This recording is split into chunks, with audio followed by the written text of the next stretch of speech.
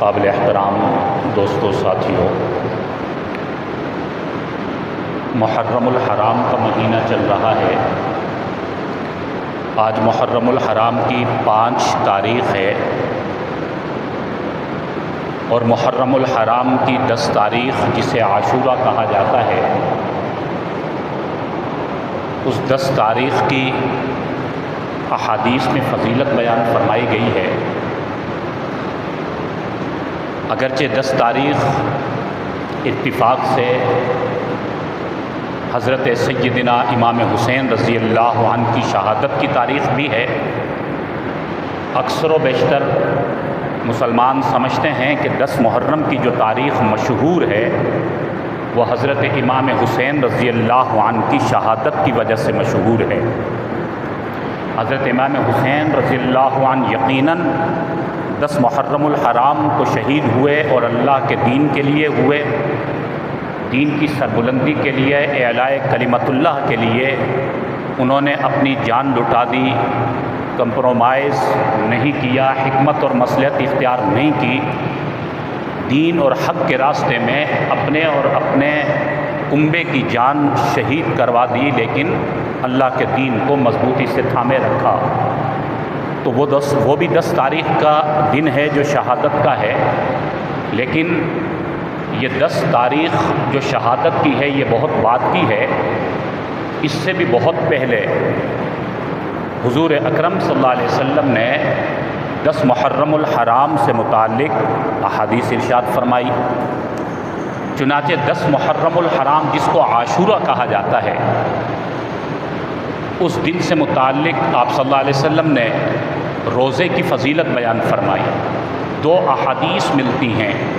ایک حدیث میں تو آپ صلی اللہ علیہ وسلم نے فرمایا کہ رمضان کے بعد سب سے افضل روزہ وہ عاشورہ کا روزہ ہے، یعنی 10 محرم الحرام کا روزہ رمضان کے روزوں کے بعد سب سے افضل روزہ ہے۔ تو وہ 10 محرم الحرام کو جو فضیلت ہے وہ روزہ رکھنے کی فضیلت آپ صلی اللہ علیہ وسلم نے ارشاد فرمائی۔ اور ایک اور حدیث میں ارشاد فرمایا کہ جو 10 محرم کو روزہ رکھے گا اللہ تعالیٰ اس کے 1 سال کے گناہوں کو معاف فرما دیں گے۔ 1 دن کا روزہ 1 سال کے گناہوں کا کفارہ بن جائے گا۔ البتہ جب آپ صلی اللہ علیہ وسلم مدینۃ المنورہ ہجرت فرما کر تشریف لائے اور آپ صلی اللہ علیہ وسلم نے یہ فضیلت ارشاد فرمائی اور 10 محرم کو روزے رکھنے کا حکم فرمایا، تو صحابہ اکرام نے آ کر عرض کیا کہ یا رسول اللہ 10 محرم کو تو یہودی بھی روزہ رکھتے ہیں۔ تو ظاہر اب مشابہت ہو رہی تھی کہ 10 محرم کو یہودی بھی روزہ رکھتے ہیں اور 10 محرم کو مسلمانوں کو بھی حکم دیا جا رہا۔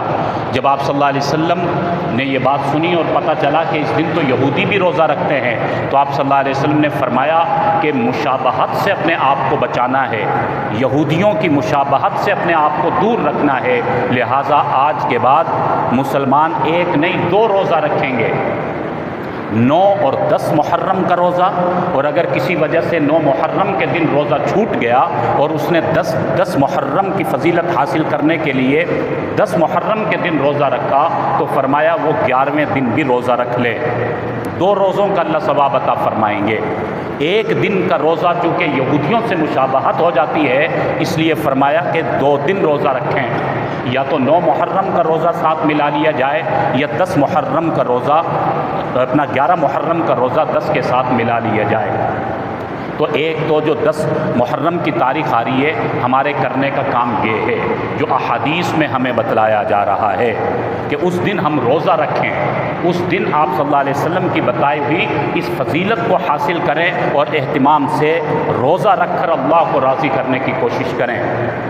اور ایک بات یہ سمجھ میں آئی کہ ہمیں ہر معاملے میں غیروں کی مشابہت سے بچنا ہے، غیروں کی نقالی سے بچنا ہے۔ یہاں دیکھیں آپ صلی اللہ علیہ وسلم نے یہودیوں کی مشابہت سے بچانے کے لیے 1 سے زیادہ 2 روزوں کا حکم فرما دیا کہ یہودیوں کی مشابہت نہ ہو جائے۔ ایک تو اس دن ہم نے روزہ رکھنا ہے، اور دوسری بات آپ صلی اللہ علیہ وسلم نے ارشاد فرمائی کہ عاشورہ کا دن 10 محرم الحرام کے دن اپنے اہل و عیال کے رزق پر فراخی کیا کرو، کشادگی کیا کرو۔ اس دن اپنے گھر والوں کے کھانے میں ان کے کھانے پینے کے معاملات کے اندر کشادگی اختیار کرو، سخاوت کرو، اپنوں اہل و عیال پر دل کھول کر خرچ کرو۔ آپ صلی اللہ علیہ وسلم نے فرمایا کہ جو عاشورہ کے دن یعنی 10 محرم کے دن اپنے اہل و عیال پر کشادگی کرے گا، گھر والوں کو اچھا کھانے کھلانے کا اہتمام کرے گا، اس دن سخاوت کرے گا، تو اللہ پورے سال اس کی روزی میں برکت پیدا فرما دیں گے۔ حضرت ابو سفیان رضی اللہ عنہ ارشاد فرماتے ہیں کہ جب میں نے یہ بات سنی تو میں نے اس پر عمل کیا، اور میں نے اپنے اہل و عیال پر رزق کی کشادگی کی، یعنی دسترخوان کو وسیع کر دیا۔ اس دن اچھے کھانوں کا اہتمام فرمایا، جنہوں نے روزہ رکھا روزے داروں کے لیے اچھا اہتمام ہوا۔ حضرت ابو سفیان فرماتے ہیں حقیقتاً میں نے آنے والے پورے سال اپنے روزی کے اندر واضح برکت کو محسوس کیا۔ پچھلے سالوں کی بنسبت آنے والا سال میری رزق کی کشادگی کا سال بن گیا کہ میں نے اس دن اپنے اہل و عیال پر فراخی کی، کشادگی کی، سخاوت کی۔ تو یہ دوسرا کام ہے کرنے کا۔ روزہ رکھیں، افطاری میں اچھا اہتمام کریں، پڑوسیوں کا بھی خیال کریں، گھر میں اچھے کھانے کا اہتمام کریں۔ یہ 2 حکم۔ اس کے علاوہ حضرت امام حسین رضی اللہ عنہ ہمارے ایمان کا حصہ ہیں، ہمارے امام ہیں، عظیم صحابی رسول ہیں، اور حضور کے نواسے ہیں، اور انہوں نے دین کے لیے بہت بڑی قربانی دی ہے۔ ان کے نقش قدم پر چلنا، ان کی تعلیمات پر چلنا، ان سے محبت رکھنا، ان سے عشق رکھنا، یہ بھی ہم پر لازم اور فرض ہے۔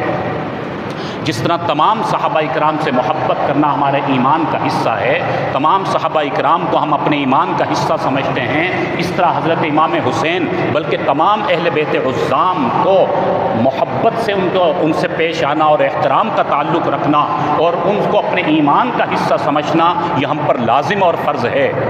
اہل بیت عظام کی محبت کے بغیر بھی ہمارا ایمان کامل نہیں ہے۔ حضرت امام حسین رضی اللہ عنہ جلیل القدر صحابی رسول ہیں، اگرچہ ان کے نام کو غلط استعمال کیا گیا، لیکن خود حضرت امام حسین نے اسی دین کے لیے قربانی دی، اسی دین کے لیے دنیا سے چلے گئے، اور ہمیشہ اسی دین پر عمل کیا جو آپ صلی اللہ علیہ وسلم نے تعلیمات ارشاد فرمائی۔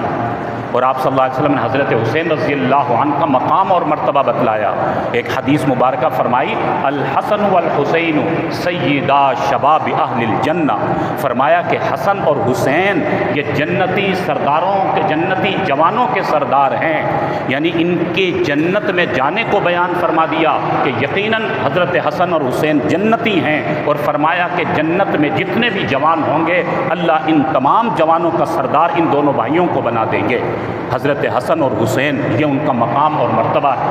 اور ایک موقع پر آپ صلی اللہ علیہ وسلم نے ارشاد فرمایا کہ یہ حسن اور حسین میری جنت کے 2 پھول ہیں۔ ایک موقع پر ارشاد فرمایا یا اللہ میں حسن اور حسین سے محبت رکھتا ہوں، یا اللہ آپ بھی ان سے محبت فرمائیے۔ اور ایک اور موقع پر ارشاد فرمایا کہ جو حسن اور حسین سے محبت کرے گا وہ مجھ سے محبت کرنے والا ہوگا، اور جو حسن اور حسین سے نفرت کرے گا وہ گویا کہ مجھ سے نفرت کرنے والا ہوگا۔ یہ حضرت امام حسن اور حسین رضی اللہ عنہما کا مقام اور مرتبہ ہے۔ چنانچہ ہم بحیثیت مسلمان ہماری ذمہ داری بنتی ہے کہ ہم بھی اسی دین کا پاس رکھیں جس دین کے لیے حضرت امام حسین نے قربانی دی، جس حق کے پیغام کے لیے حضرت امام حسین آگے بڑھے، اپنے کنبے کو شہید کروا دیا، اپنے نانا کے دین پر عمل کر کے دکھایا، اور اپنے نانا کے دین پر کوئی فرق آنے کو برداشت نہیں کیا، آنچ آنے کو برداشت نہیں کیا۔ ہمارا حضرت امام حسین سے عشق کا تقاضا یہ ہے ہم بھی اپنے اس دین سے اسی طرح کا لگاؤ، اسی طرح کی محبت اور عشق رکھیں۔ جس طرح انہوں نے دین پر عمل بھی کر کے دکھایا، ہم بھی اسی طرح دین پر عمل کر کے دکھائیں۔ جس طرح انہوں نے دین کے لیے قربانی کے لیے اپنے آپ کو پیش کر دیا، اسی طرح ہم بھی اللہ کے دین کے لیے اپنے آپ کو پیش کر دیں۔ اگر حضرت امام حسین رضی اللہ عنہ سے ہمیں سچی محبت ہے تو سچی محبت کا تقاضا یہ ہے کہ ہم ان کی تعلیمات پر چلیں۔